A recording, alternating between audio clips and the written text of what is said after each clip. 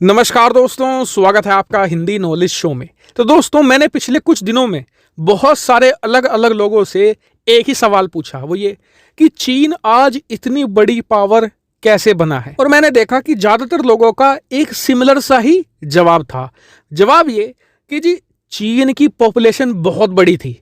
America ने देखा कि ये बहुत बड़ा मार्केट है और इसके अलावा यूरोपियन देशों ने भी देखा और वहां पर निवेश करना शुरू कर दिया, जिसकी बदौलत धीरे धीरे वहां पर लोग अमीर होते चले गए। चीन का घरेलू मार्केट डेवलप हुआ और उसकी बदौलत चीन की इतनी बड़ी अर्थव्यवस्था बनी और उसी अर्थव्यवस्था के दम पर उसने अपनी सेना को खड़ा किया।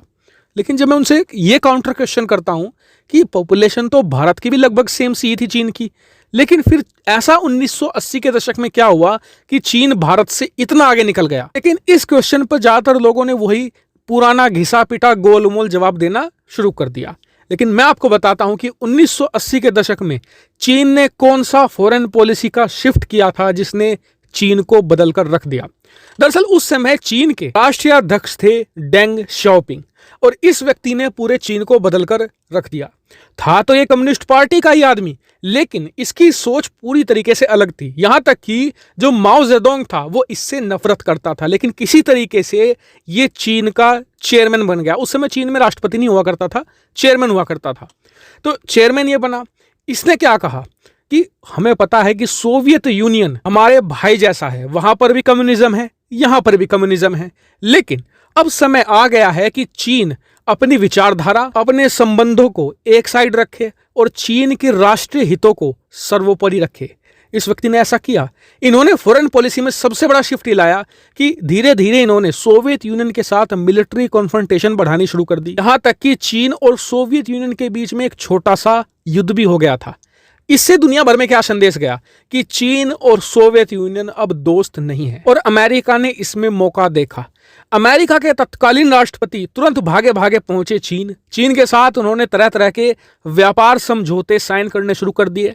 अमेरिका की कंपनियां बहुत ही हैविली इन्वेस्ट करना शुरू कर चुकी थी चीन के अंदर।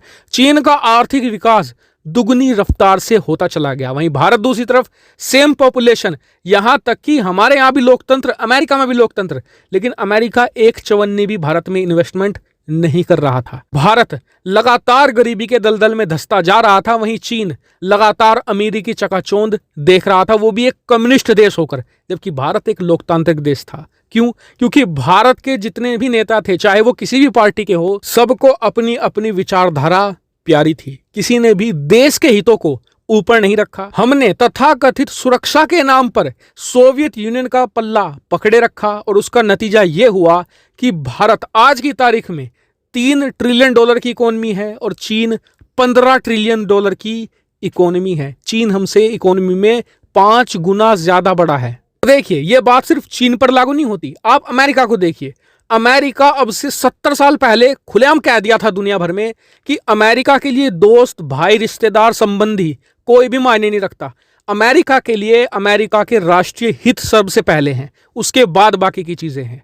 और उसी का नतीजा है कि अमेरिका पिछले लगभग 80 सालों से दुनिया की सबसे बड़ी सुपर पावर है, और ना सिर्फ अर्थव्यवस्था के मामले में, सेना के मामले में भी, और इसके अलावा डिप्लोमेटिक पावर के मामले में भी, हर मामले में वो आगे हैं। लेकिन अब भारत के साथ ऐसा लगता है कि भारत ने भी अपने राष्ट्रीय हितों को सबसे आगे रखना शुरू कर दिया है और उसके नतीजे भी दिख रहे हैं।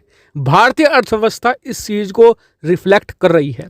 आप स्क्रीन पर देखिए, आज ही आर्टिकल आया है जिसमें बताया गया है कि 2022 तक भारत की जो आर्थिक विकास दर होगी वो पूरी दुनिया में नंबर 1 होगी। चीन नंबर 2 पर खिसक जाएगा, भारत यहां पर सभी को पछाड़ देगा। और हाँ, मुझे पता है कई बुद्धिजीवी लोग ये कमेंट करेंगे कि पश्चिमी देश तो भारत के दोस्त हैं, वही ऐसे आर्टिकल छापते रहते हैं। तो उनकी शांति के लिए बता दूं कि ये रिपोर्ट UNCTD ने छापी है, यानी कि United nation conference of trade and development.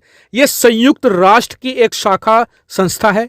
इसी ने बताया है कि अगले साल भारत दुनिया की सबसे तेज अर्थव्यवस्था बन जाएगा। और इसका कारण साफ है, भारत यहां पर फायदा उठा रहा है। जिस तरीके से चीन ने सोवियत यूनियन और अमेरिका की दुश्मनी का फायदा उठाया था और खुद अमीर बन गया, ठीक ऐसा ही भारत के साथ होगा। अमेरिका और चीन की दुश्मनी में फायदा सीधे भारत का होगा। आपने देखा भी होगा कि यूरोपियन देश और खासकर कि अमेरिका के जो बड़े बड़े इन्वेस्टर हैं, तेजी से और हैविली भारत में इन्वेस्ट कर रहे हैं। और ना सिर्फ भारत अमीर होगा, बल्कि भारत का एक दुश्मन भी ऑटोमेटिकली कम हो जाएगा। हाँ, भारत को भी इसमें थोड़ा एफर्ट तो जरूर लगाना पड़ेगा। हालांकि आपका इसके बारे में क्या मानना है कमेंट करके जरूर बताएगा। और हाँ, चैनल को सब्सक्राइब जरूर करना है, वीडियो को शेयर भी करना है। फिलहाल वीडियो में इतना ही। Thank you very much for watching video.